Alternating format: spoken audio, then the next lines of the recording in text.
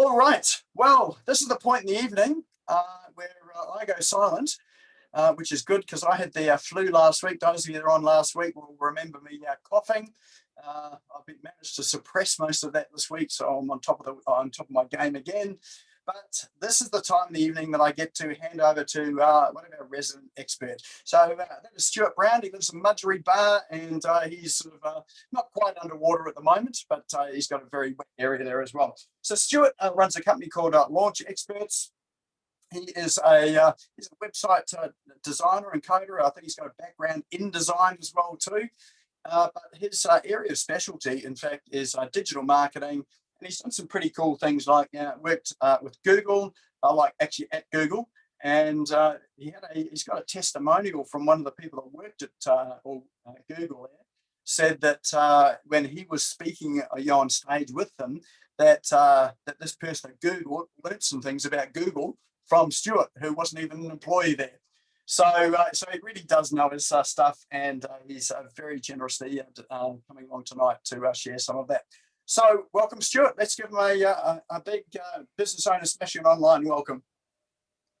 Thanks so much for the silent applause. It's pretty good, isn't it? Let me just quickly share that. Let me know if you can see that. Just give me a thumbs up or something.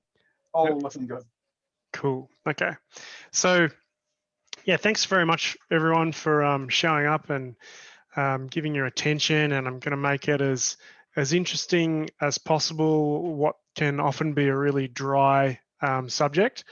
As Nick was saying, the company that I co-founded is called Launch Experts. We're a certified Google partner.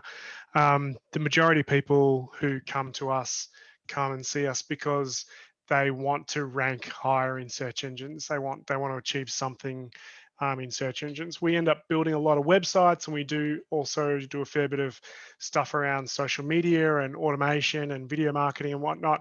But search engines and websites are our bread and butter. They're kind of two sides of the same coin. Some of the companies that we work with are sort of big and small. I see some big names there, you see some small names there. What they all generally have in common is that they're primarily service-based businesses. So it's pretty rare for us to do stuff with e-commerce. So the majority of our clients, they just want the phone to ring with people to book in for their service, or book them for a job if they're a plumber or something like that. So that's the commonality between our clients. This is my family. This is my why. My wife, Rhiannon, she's the other co-founder, and she works with me in the business as well. And we don't have kids yet, so these are our two babies, Simba and Bear, and they get treated like babies. And as Nick was saying, yeah, Rhiannon and I both had a pretty extensive history. Rhiannon spent time working for Yellow Pages and Telstra.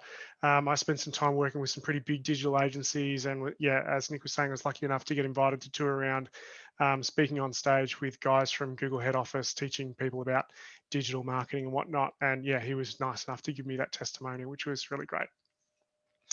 So for tonight, this is all about how to effectively optimize marketing and create predictable growth, or protect your business from rough conditions. And we've all seen a bit of that in the last 12 months.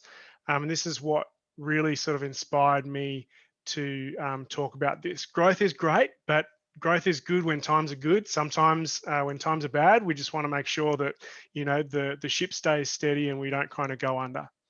So let's talk about the problem firstly. From my vantage point, the problem that I see most small, medium businesses have is that they only really have one, maybe two methods of getting business. A lot of businesses rely really heavily on word of mouth and referrals. Not to say there's anything wrong with word of mouth and referrals. I'm a member of a BNI chapter, and so that's built around word of mouth and referrals, and it's awesome.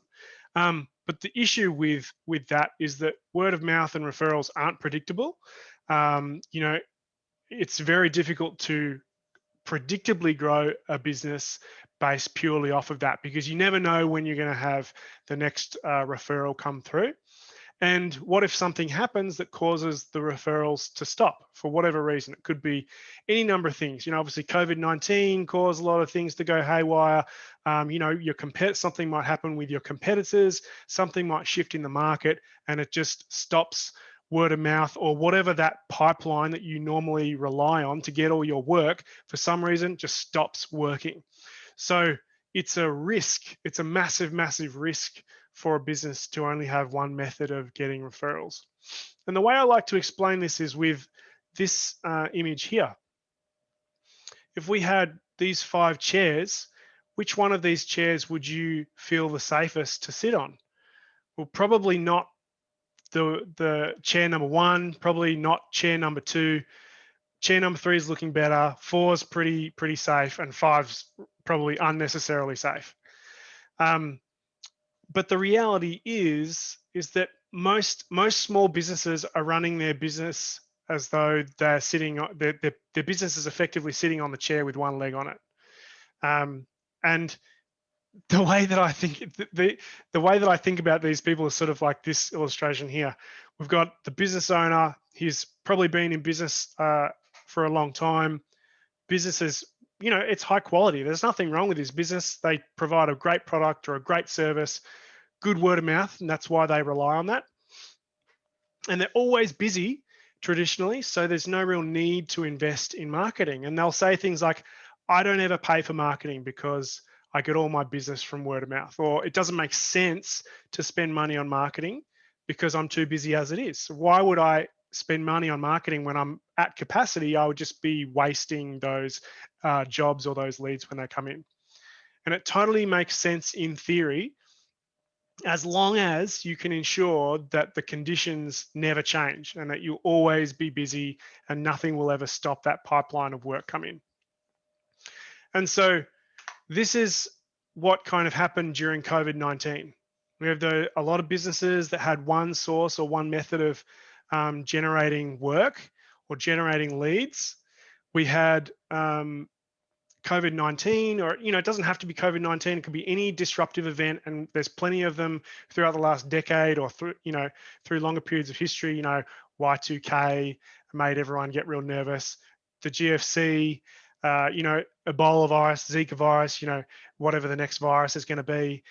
Any given war that's going on in parts of the world, other competitors, changes in Google's algorithm. We've had clients that have come to us where they're freaking out because they're about to lose their business because they get all of their work from people they've just always ranked number 1 for whatever keyword, and then suddenly they don't rank number 1 anymore because Google changed something. Just like the Core Web Vitals, that's going to create upheaval and it's going to upset things for people. And those people that have got more than one method of getting business will fare better than those people who just purely rely on their ability to get traffic through their organic rankings. Does this make sense? Give me a thumbs up if you're sort of understanding what I'm saying so far. Peter doesn't think it makes sense. What, do you have a question, Peter? Do I need to clarify something? I know it doesn't make sense, and the reason it doesn't make sense is whilst 88% of businesses are micros, and those people, I agree with you, yes, but anything bigger than that changes. Even a micro, when they want to become a micro plus, what they're doing is they're then going to network marketing, they're doing flyer, they're changing their sales mindset. And then when you go to the larger companies, that changes again and again and again. So you're only talking about micro businesses, and not small, micro. So long as you're talking about that, then what you're saying is perfect. For sure, yeah. So and we can come back to that at the end. Absolutely, yeah. So medium to large, definitely not in that bucket. So this is definitely, primarily we deal with small micro businesses. So absolutely, I 100% agree with you. Yeah, those bigger guys, they're well established. That's just my thing. That's what I did my PhD on. So that's why I'm 100%. So to clarify things, to make it a little bit more accurate, what we're referring to, let's say, regardless of the size of business, if a business has one source of getting work or one source of generating leads, this is the issue that I'm addressing. So yeah, let's forget about the size of the business. Yeah, 100% with you, Peter. Yeah, good, thanks. So Warren Buffett, pretty smart guy, says never depend on a single income, make investments to create a second source. This is the chair that I imagine Warren's, well, Warren's chair probably has 1,000 legs on it. He's going to be fine no matter how big the earthquake is, he's all good. But this is the concept that I'm trying to get across. So create predictable growth and minimize risk. What I'm going to take you through here is we're not going to be spending too much time in like an ad campaign dashboard or talking about SEO tricks or anything like this. We're going to spend the majority of the time actually looking at a spreadsheet simulation.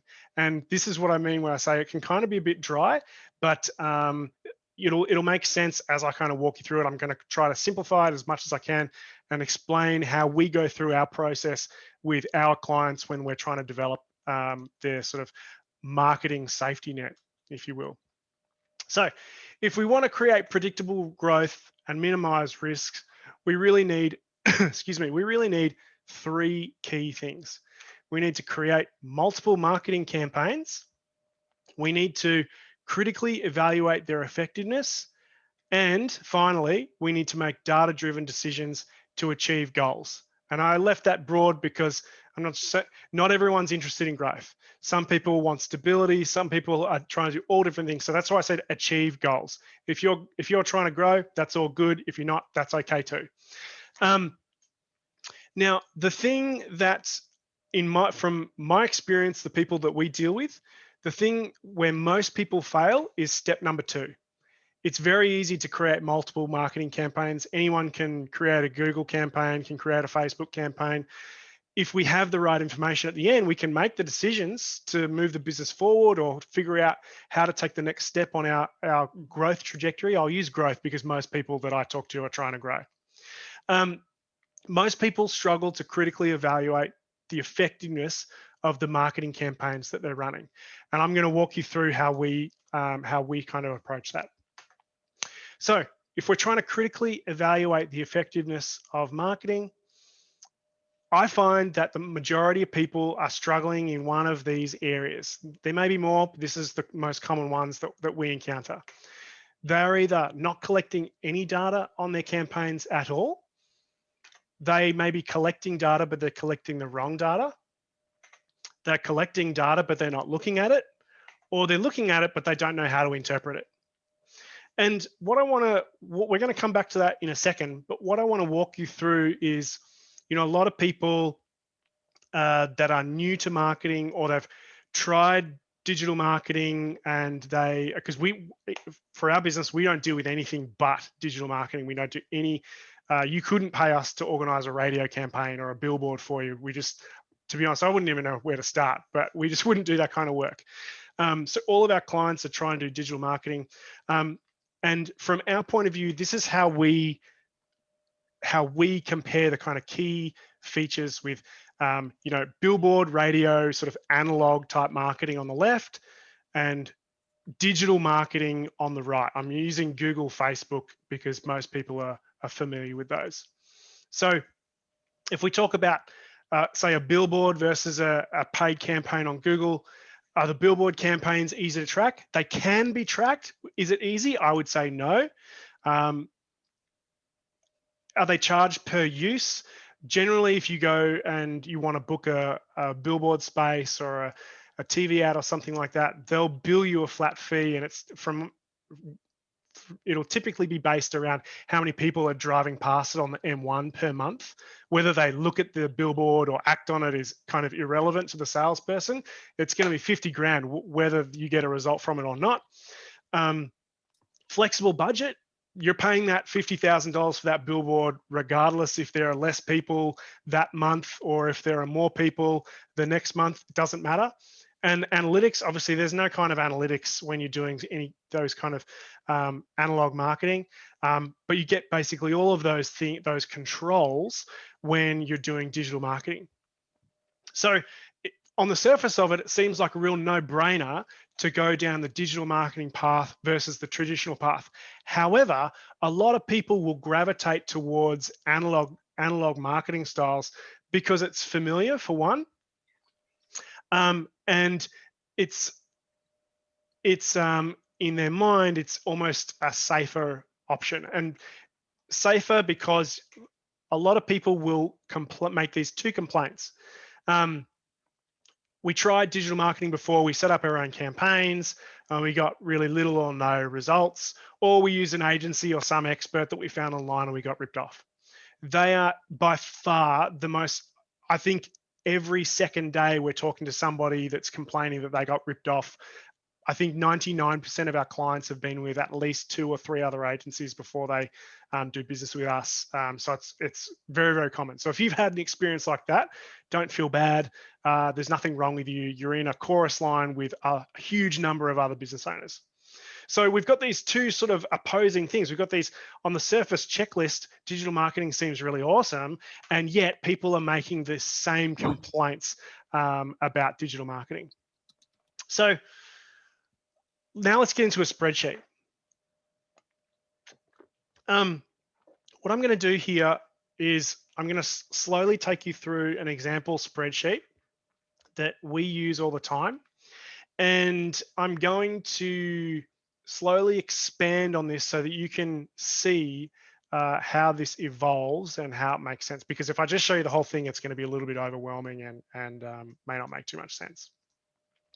So here I've got our billboard that we run, and it costs us 50 grand. Now, when I expand this out, we're going to introduce some additional columns here, which kind of don't make much sense for in the context of a billboard, but I'm going to explain them to you anyway, because they're going to become important in just a second. So average CPC is the cost per click. That's a metric that doesn't relate to billboards or analog stuff. The impressions, that's how many people see the marketing material. Again, probably doesn't really apply to billboards because we get charged for the billboard that flat fee regardless of the number of impressions. The click-through rate is again going to be more relevant to digital ads. That relates to how many people are going to click through and actually come to our site. Obviously, clicks is not relevant to billboards. CVR stands for the conversion rate, meaning how many people actually convert into a lead, typically like a phone call or a form submission after they interact with our marketing, and the number of leads. So obviously we have no idea about any of that stuff, and some of it's just flat out not even relevant to billboards. Now, off the back of that, again, we have more stuff. So we have some fixed points in our business, which are a close rate. So on average, most people will know when if I had 10 people call me and they were interested to book my services, how often will they actually book in and do business with me? So for the sake of this example, we'll say that it's 50% of the time, 1 in 2 people. And we'll say the average value of what we sell is $500. Now, in the context of this example of the billboard, we don't have any idea of the number of sales that the billboard generates for our 50 grand. Therefore, we have no idea really about a concrete idea on the revenue, and we have no idea about the ROI. And this is the reason why most businesses that choose to do billboards do it for the purpose of branding, which is kind of brand recognition is a completely different kettle of fish compared to lead generation. And to be honest, most small and micro businesses couldn't care less about branding. They just want the phone to ring. So let's now add some other lines to this so we can do a bit of a direct comparison. So the first thing I'm going to add is an example set of results from a Google Ads campaign. So let's say in 1 month, we ran our billboard, and then in the same month, we ran a Google Ads campaign. We spent $1,500 on the Google Ads, and we had an average cost per click, which was $5. We had 3,000 impressions, meaning 3,000 people physically saw the ad, and 10% of the people that saw the ad clicked on it, meaning we had 300 clicks. This is all just simple math so far. Of those 300 clicks that went through to our website, for example, we had a 15% conversion rate. So 15% of those 300 clickers actually called us, or they filled out our contact form. and they convert it into leads. So that gives us 45 leads. Like I said before, we have a 50% close rate. So that gives us with an average sale value of $500, gives us 23 sales and revenue of $11,250 and an ROI of 7.5, meaning that for every dollar that we spent on the campaign, we got $7.50 back. And that's simply a calculation of how many times does this 1,500 divide into 11,250. Does this make sense? Can you nod your head if these fairly straightforward? Cool, good. This is the basis for how we kind of build up this model of figuring out what's working, what's not, and how we're going to predict the performance. It'll start to come clear as we add some more things. But what we're essentially doing here is building a framework for doing side-by-side comparisons of any marketing campaigns that we're doing. Now let's add Facebook ads into the mix. In that same month, we did a billboard, we did Google ads, and we ran Facebook ads. Facebook was slightly different. We spent $2,000 instead of $1,500. The cost per click was $3. The impressions was much higher. It's a display campaign. Usually get a lot of impressions. So 13,000 odd impressions. Click-through rate was a little bit lower, 5%. So we had 667 clicks. Conversion rate slightly different because it's different medium. People behave in different ways. So conversion rate was 10%. Therefore, we got 66 leads for the month. Close rate's the same, 50%. Average value is slightly different. You'll see this time, $525. For some reason, we find in the data that the people that click through on Facebook, they spend just a little bit more money. We don't know why. It doesn't really matter for the purpose of this exercise. We just know that it occurs. So that gives us 33 sales, revenue 17,500, and an ROI of 8.8. Making sense so far? We can see the comparison. Good. Finally, I'm going to give you one more example. Let's say we ran LinkedIn ads. So it's a busy month. We're doing a lot of things here. LinkedIn is different again. We only spent $800. We're just going to dip the toe in, spend $800. Same cost per click, 7% click-through rate. Again, slightly different conversion rate, gives us 21 leads. Close rate is exactly the same. This time LinkedIn, the average value is way higher, $800. And for the purpose of this hypothetical, we'll say, oh, it's because people on LinkedIn are, I don't know, wealthier professionals and they just tend to spend more money. It doesn't really matter. So we have a much lower sale volume, only 11 sales, and a lower revenue, 8,500, but the ROI is 10.7. Now, if I was to just take it without getting everybody to unmute and causing chaos, hold your hand up and give me 1, 2, or 3. Which one of these campaigns would you continue with?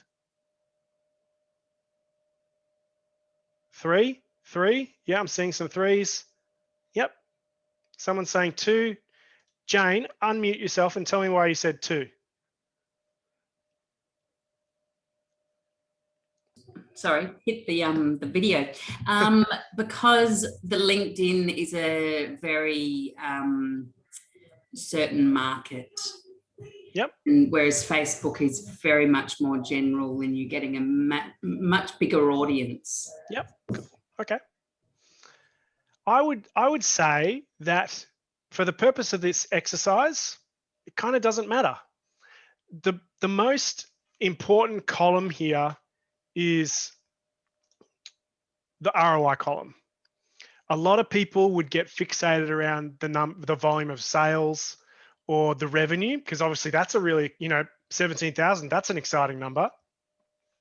But ultimately, when we're trying to do comparisons, the ROI is in many ways the most important, because this tells us dollar for dollar which one had the greatest impact, which one's the strongest, which one's the weakest. And the reason why it's the most important is because as a business owner, this number gives us the ability to make a decision. We can decide, okay, Do we want to kill off Google Ads and divert that budget into Facebook or LinkedIn because those are performing more strongly? We get more money out when we put the money there. Or do we need to do some work? Maybe we don't want to kill off Google Ads, but we want to do some work on it to improve the performance, to try to make it do better. Either way, the purpose here is for us to understand how things stack up so that we can figure out what are we going to do with our marketing budget next month. Do we want to continue things? Do we want to increase the budget? Do we want to decrease the budget? Do we want to reallocate the budget? Do we want to stop things altogether? LinkedIn is looking pretty strong from a return on investment point of view. Do we want to massively expand? Do we want to double or triple that budget?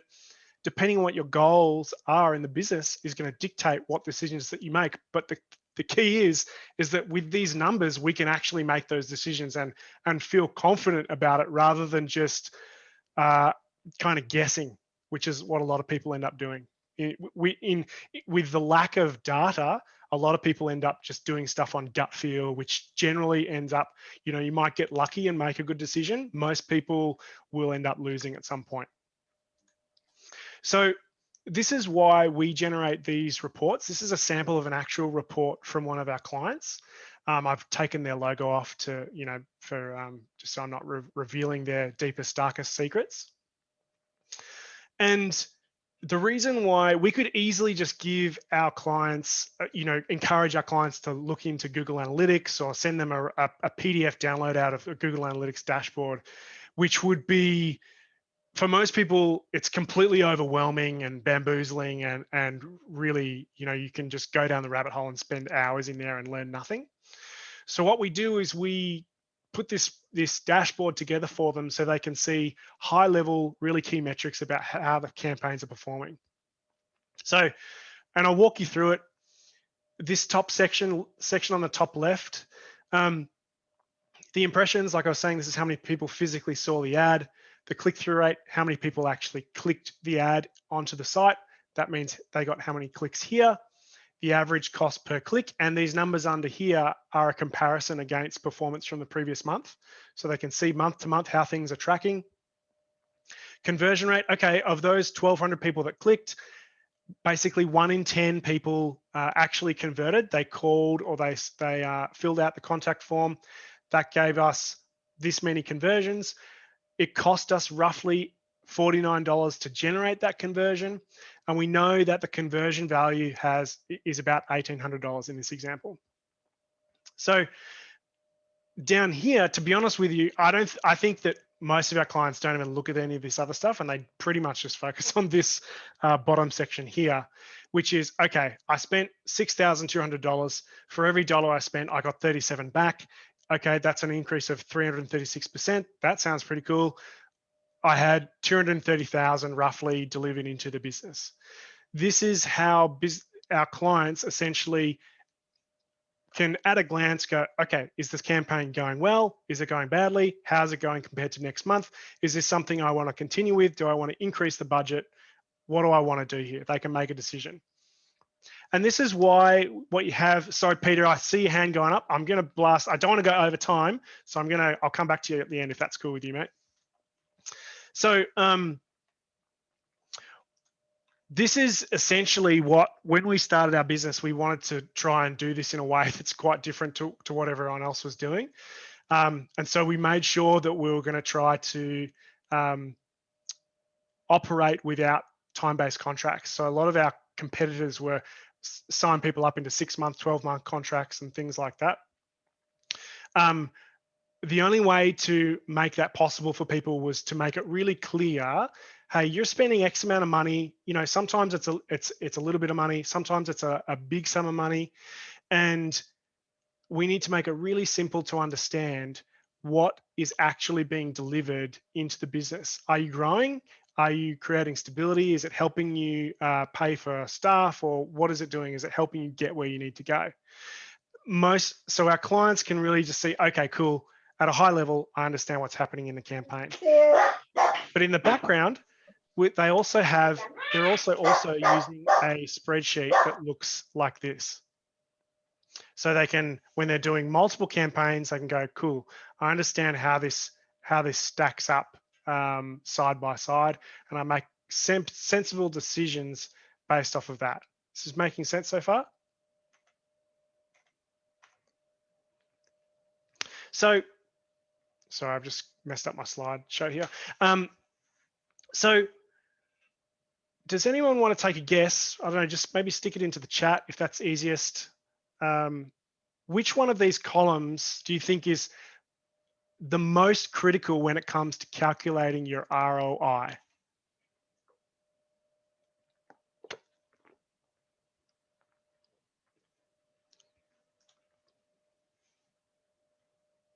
Oh, I've lost the chat window. Nick says CTR, the click-through rate. Okay.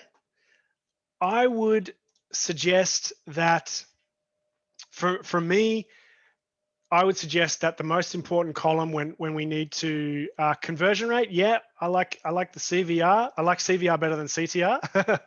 The conversion rate, definitely important. Yeah, I would say it's either the CVR column or the leads column.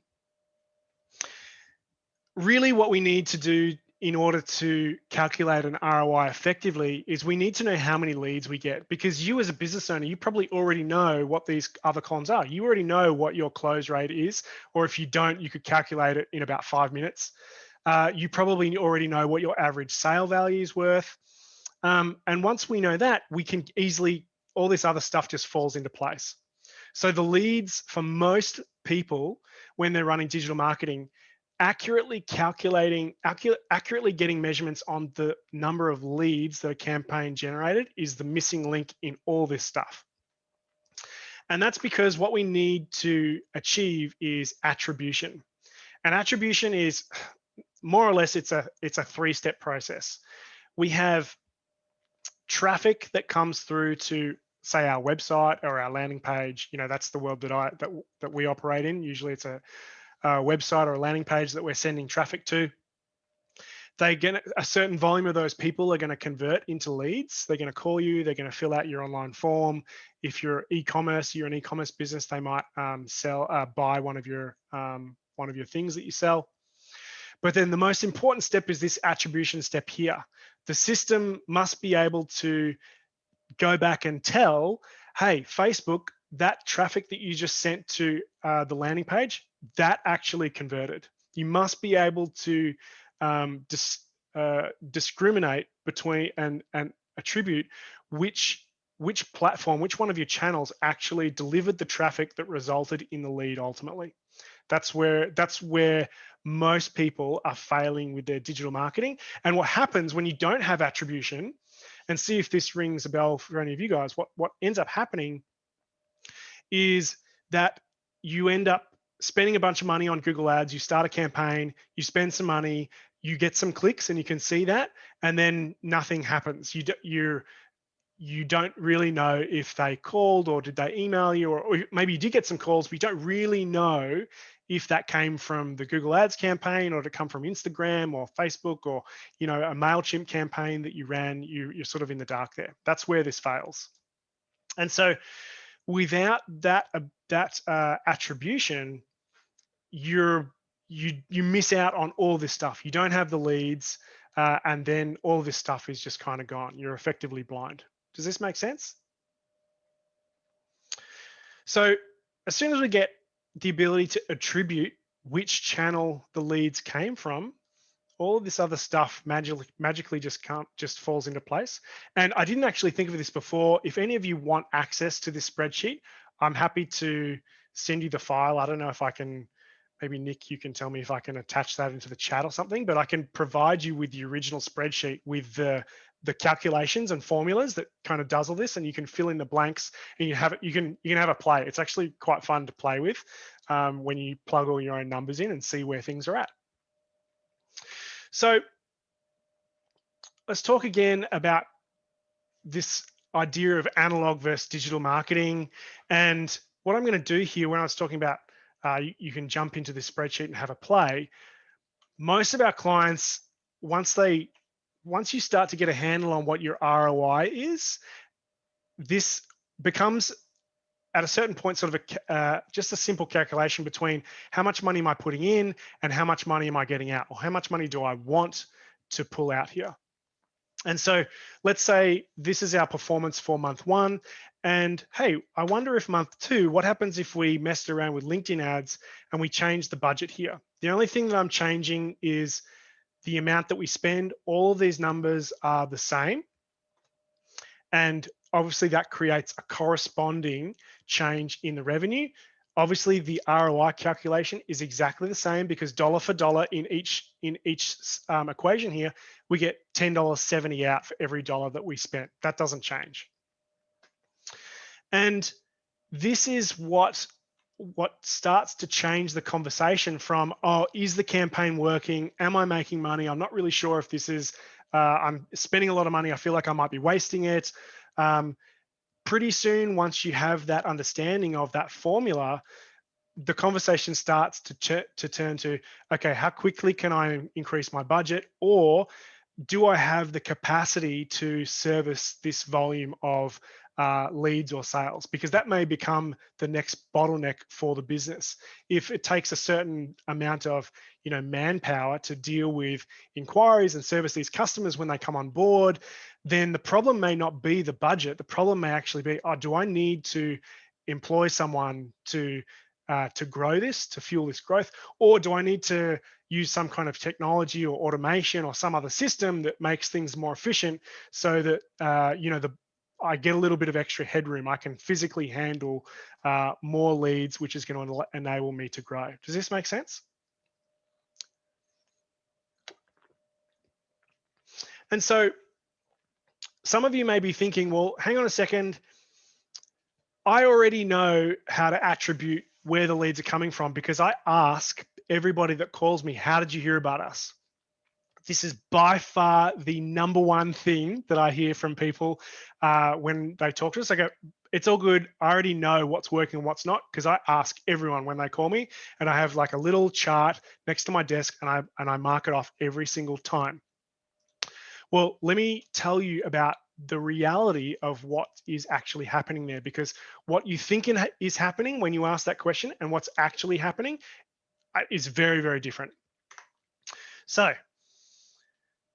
let's say you are like 99% of people out there that asks people, how did you hear about us, when they call you?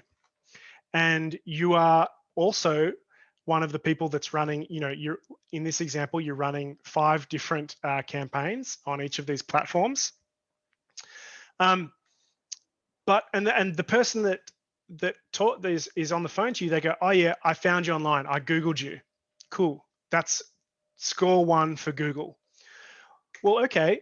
Does that mean that they found you on Google News? Did they find you on Google Ads? Did they find you on Google My Business? Did they click on a Google Shopping link? Because unfortunately, the majority of people, when it comes to Google, most people are totally unable to distinguish between ads and the organic listings. They don't know the difference between Google My Business, which is technically, from where I sit, Google My Business is really in the realms of organic SEO. So when they said, oh yeah, I found you on Google, are you scoring 1 for Google Ads or your SEO, or is it your Google My Business, or like which one does it go to? And so what ends up happening is that you have this disconnect between what you want to know. You want to know which one of my marketing activities directly caused you to contact me, because then I know where I want to be spending my money next month. That's the question you want to know, but there's a difference between that and what they're actually going to tell you. And here is what I've been able to figure out with a lot of studying on what people say. You don't know whether they're going to tell you the first time that they saw your business. Are they going to tell you the last time that they saw your business immediately before they called? Are they going to tell you the most memorable time that they saw your business, which could be, I don't know, a funny post that you had on Facebook, or is it a YouTube video that they stumbled across? Or can they even remember how they found you? And oftentimes Google, oh yeah, I just Googled you, is just the default response, because they just can't be bothered. I've done it myself. I've just gone, man, I don't know. I just Googled you. Yeah. And people go, cool, no worries. And they're running off and making business decisions on that. And it was just like a throwaway line because I just could not remember, or I was just too tired to think. So this is the problem with asking, how did you hear about us? And I see Sumiko is smiling ear to ear. So I'm guessing you can understand what I'm talking about here, Sumiko. Great to see you again, by the way. So when we're talking about conversions, we want to get away from manual surveys and anecdotal evidence. So just stop doing keeping the score sheet next to your desk. I get why people do it. People do it because they don't have any other better way to track it. And let's actually use the technology, which is, to be honest with you, it's built into the ad platforms themselves, proper conversion tracking that allows us to track the actual actions that people take as a result of these campaigns. Now, when I say conversion tracking, what is a conversion actually? Typically, for most people, a conversion is when someone downloads a lead magnet, they might sign up to your email newsletter, a phone call for a service-based business, a form submission, or a contact form. If you're doing e-commerce, it would obviously be a sale of something on your e-commerce store. Broadly speaking, a conversion is any action which has value for your business. So if you can determine, and there are businesses that do this, if you can determine that there is a definitive value with when somebody watches your intro video that's on the homepage of your website, that can be tracked as a conversion. If they click on a particular button that has definite value, that can be tracked as a conversion. So whatever you choose to define as a conversion doesn't really matter. That's totally up to you. And you can decide that, hopefully with some guidance of a marketing expert. But it doesn't really matter what the conversion is, as long as we're tracking the conversions that have value for your business. Once we're tracking that, we can know how are those conversions being generated? Where are they? Are they coming from Facebook or Google My Business or wherever it is? We know the value of that, and then we ultimately get that ROI calculation at the end. Does this make sense? So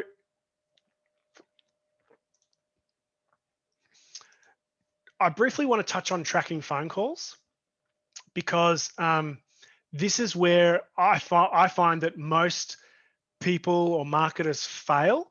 And in our line of work, most of our clients are primarily interested in phone calls. So most agencies, I find, don't track phone calls either because they don't know how, or they don't want to spend the money on the technology that's required to do it.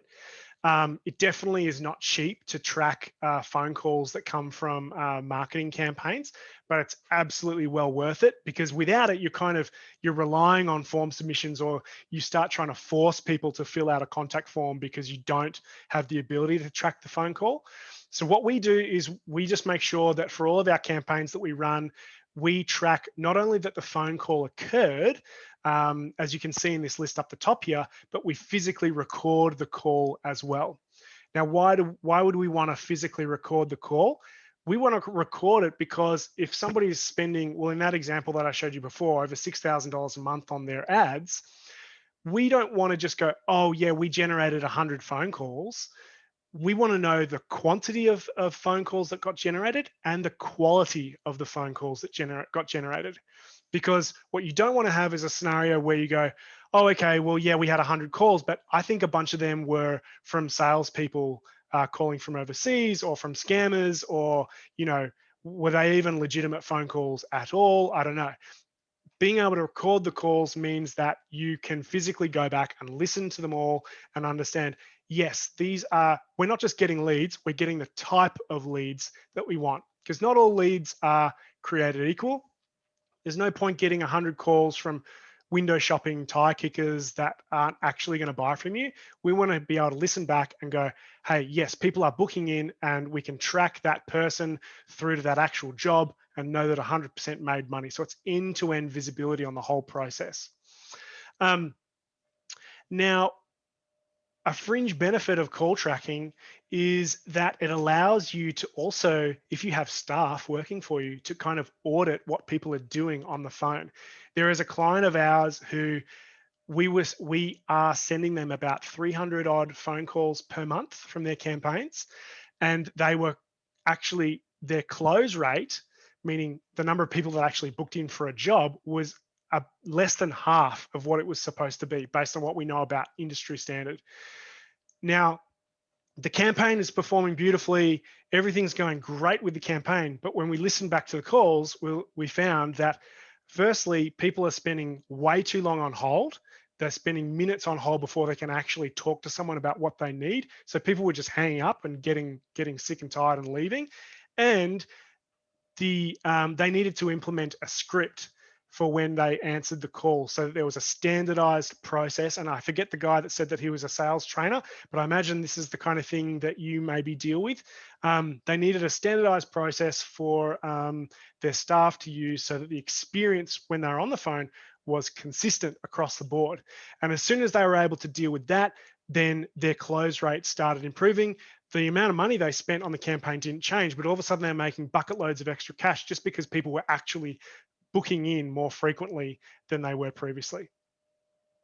So I think we're pretty close to time. So to sum up, basically, these are the key points that I want you to take away. Develop multiple marketing campaigns so that you're sitting on a chair with more than one leg, or that your business has got more than one leg to the chair. We want to look and have visibility over the conversion data so that we can actually understand the results that are happening from the campaigns. Make decisions that are based on your business goals with the newly found visibility that you've achieved. And that's going to enable you to achieve predictability with the growth, because you can basically decide how much money you want to put in and understand how much you'll get out of it, or create a protected environment against disruptive events. So that's basically it. Thanks very much for your attention, guys. Thanks. Awesome. Excellent. Thanks for that, Stuart. That's given me a whole lot of additional work to do now, isn't it? All right. So we do have some time for a couple of minutes left for questions there. Has anyone got a question or looking for any clarification from anything that Stuart's talked about tonight? If you do, either drop it in chat or unmute yourself, and happy to take the question. Yeah, I'd like to say something, if I may. I did put it in the chat. Essentially, it seemed to me that when you were, and I could be wrong, can you hear me? Is that right? Yeah? Yeah, that's good, Peter. When you have three different platforms on which you're selling, you're just saying, oh, my ad on Google, LinkedIn, Facebook, and so on. But saying it like that possibly indicates that it's the same ad that you're sending out, but these are three completely different platforms. And therefore, when you have a look at them, you say, okay, well, each platform should have a different ad, because the people looking at it are different people. You've got different markets. And therefore, instead of just having, as you said before, you're just having one market that you're selling to, which is what you said before was no good. You've got three completely separate markets. And what you can then do is you can say, okay, the ROI is different on these. That means each one needs to be tweaked in a different way to relate to that market. So to say which one of the markets is better is not the case. It's how can I develop that each market separately to increase them. The LinkedIn's doing 10%. Let's leave that for the moment. Let's go for the one that's just doing 7. Build that up, and then what? So you can develop the market all the time, and you're working on different markets, broader markets. So if one goes down, the other goes up. You're doing exactly what you said earlier you should be doing, which is fine. For sure, mate. I 100% agree. And as I said, and that's why I wanted to clarify at the start, this is all, the purpose of this is based off of people's individual business goals. And that's going to be something different for everyone. So the end result for this is that whatever the decision that you want to make, you've got the ability to kind of confidently make it. And I 100% agree. You know, the goal for me looking at this is not, oh, let's kill off everything except for LinkedIn because we made the most money out of LinkedIn. The goal is to have multiple, multiple fingers in the pie. So yes, let's just figure out, okay, what am I going to, I've got my numbers. What do I want to do this month? What am I going to focus on? You've got the visibility to confidently make those decisions. I totally agree with you. So who's my avatar in Facebook? Who's my avatar in LinkedIn? They're different. Absolutely. Yep. All right, excellent. Any other questions? Anyone else got a question, comment, or observation? Yeah, I've got a question for Stuart. I don't know if you can see me. Yep, go ahead. I can. Yep. So you gave examples of what people's spend was on their on each advertising and the different platforms. I presume that doesn't include your fee or your cost to do it for them. Yeah. Sorry, go ahead. Are you talking about doing this for people? So in this example, well, I mean, look, these are just made up numbers in a spreadsheet. So whether how you choose to use that spreadsheet is completely up to you. So some people would choose to evaluate this purely on the ad spend alone. Some people would choose to put in, because obviously when we run it, there's a management fee on top of that. Some people would add that number on top, which is going to it's just going to change the number. It doesn't really change how the system works. It just means the ROI calculations are going to be a little bit different at the end. Yeah. So you absolutely could do that for sure. Yeah. Okay. I'm sorry. I would actually say that when you're doing your accounts, they go in different places because Stuart's fee is a set fee, which makes it a cost of sale, whereas the advertising per click is a percentage of what you're selling, and therefore is a cost of sale. So they go in different places in your profit and loss.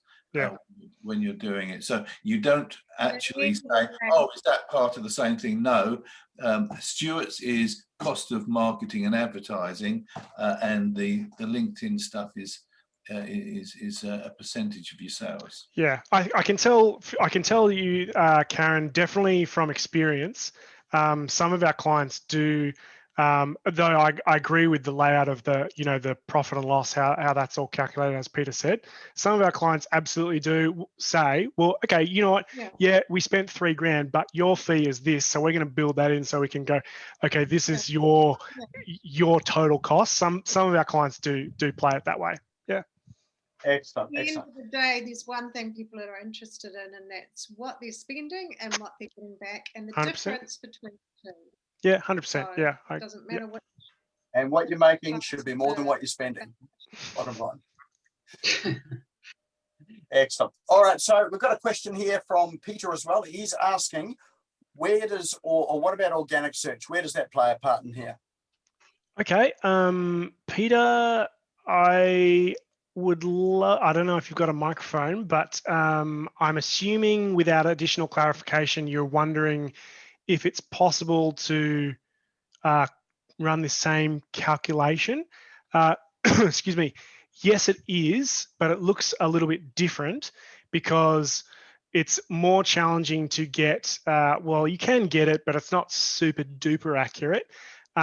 You end up calculating a cost, which is basically, most people do it by what Karen was saying. They'll put our fee that we charge to run SEO campaigns, and we can track the leads in exactly the same way. We know we can attribute phone calls and form submissions through to organic traffic. And so we can get the same result in terms of revenue, ROI, and all that sort of stuff. But you do miss out on some of the calculations. Like obviously there's no average cost per click.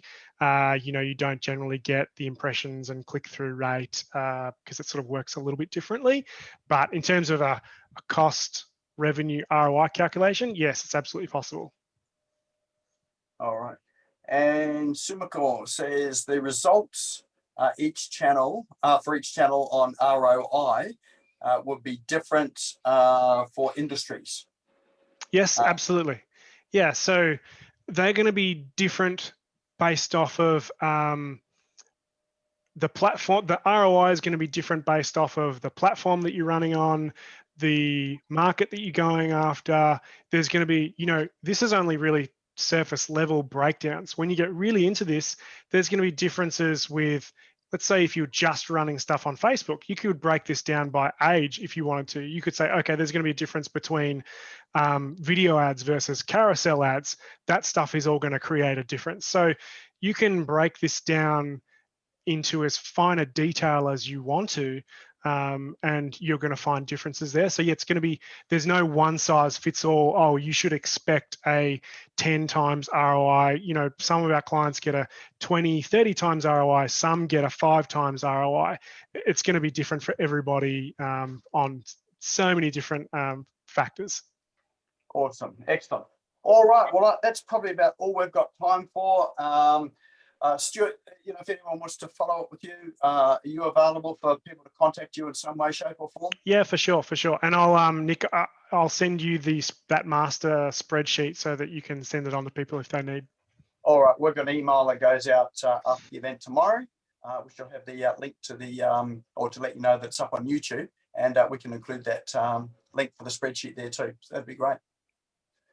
Excellent, and we do have a door prize for tonight as well too. Do you want to tell us about that, Stuart? Oh yeah, so since our bread and butter is really search engines and whatnot, so what I wanted to do was to offer one person will set up and fully optimize their Google My Business page for them to maximize sort of what it can achieve in search engine results.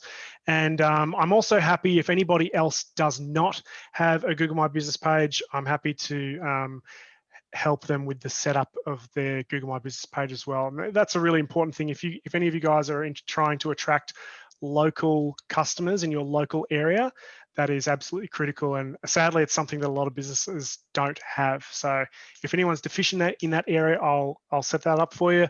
But for one person in the room, yeah, I'll go through the full SEO optimization process on that. And the great opportunity for those that don't have a Google My Business profile is if you do get it set up and your competitors don't, then you've got an edge on all the rest of them. All right, we have a special way of drawing this today. As ever, we have our wheel of names. So everybody that's here, your name is in there. So we're going to spin the wheel, and whoever it lands on, you are the lucky winner tonight. And but you have to be here, so if it does land on someone that's not here, then we redraw it. All right, drum roll, please, and we'll spin the wheel. And it's coming through, and our winner tonight is Peter Stewart. Congratulations. I know you had a question there. Are you still here, Peter? Let's just have a look here. Yes, Peter's here as well too. I'm not sure whether he's got a microphone or not tonight. All right, so Peter, do you want to drop your email into chat so that Stuart can grab that? And then you guys can connect up and sort out your Google My Business. So that's a great prize, and I know for Peter, that's awesome for his business as well. All right, well, look, I'd like to thank Stuart. That has been an absolutely awesome night tonight. There is a bucket load of information in there. You have made a dry topic quite interesting, particularly the way that you went through it, and we could see exactly how it could play out in our own businesses. So thank you for that. Thank you for your offer to share the spreadsheet as well, and hopefully those that do download that, you're able to fill it out and run through it. So it is a very valuable exercise. So thanks again, Stuart, for your time tonight. You're welcome. Thanks for having me. Thank you very much. All right. So those that want to catch up on it again, I know there's a lot of information. It will be up on the Smash Go YouTube channel tomorrow. So I'll be up there sort of tomorrow afternoonish, depending on sort of how quickly we can get it edited. So if you go to the YouTube channel, which is in chat now, go and subscribe to it. And as soon as it's uploaded, you'll get a notification to your email to let you know that the video is there. Tomorrow we have office hours. So office hours is at 10 o'clock Australian Eastern Standard Time. So office hours is a no agenda, no speaker conversation with other like-minded business owners. So anyone is welcome to join. Bring a cup of coffee, cup of tea, glass of wine, beer, whatever you have at 10 o'clock in the morning. and come and join us. We do have some interesting conversations there. If you're looking for a recommendation or you're looking for help somewhere, this is definitely the place to come and have a chat. Because there's the number of people there who've got experience that will just sort of share their own experience as well too, and often there's some good insights that come out of it. So that's 10 o'clock tomorrow morning Australian Eastern Standard Time, and the link is in chat. It is office hours. And finally, we do have next week. So next week's topic will be run by me. So it's the last, what do we call it? Last session for the month. And always the last session for the month, you get me. So next week, we are going to be talking about a practical way of really it's dealing with conversions again. So many of you will know about, say, lead magnets. That's a sort of topic that flows off people's tongues. So thinking, have you got a lead magnet? And often people put a lead magnet up onto their website thinking job's done. There's a whole lot of stuff to do after that. Like, what do you do once you've captured the email address? How do you market to them in a way that sort of builds a relationship and a conversation? And how do you sort of turn that into a sale at the end of the day? So that's what next week's topic is all about. And we'll have some practical examples, templates, and things you can take away as well too. So now that I've promised that, I've got a whole lot more work to do this week to make sure that I can deliver that for you next week. But it'll be good too. So that's it for tonight. Again, thank you for Stuart for giving up part of his evening to join us tonight. Thank you for everyone to coming along. I hope you stay dry and safe tonight for those that are in the wet weather, and for those that are elsewhere as well. Also stay safe and look forward to seeing you either tomorrow or next week. So go and have a good evening. Thanks, Nick. Thanks, Stuart. Thanks, guys. Thanks, everyone. Thanks for a good night. Thanks, Stuart. Thank you.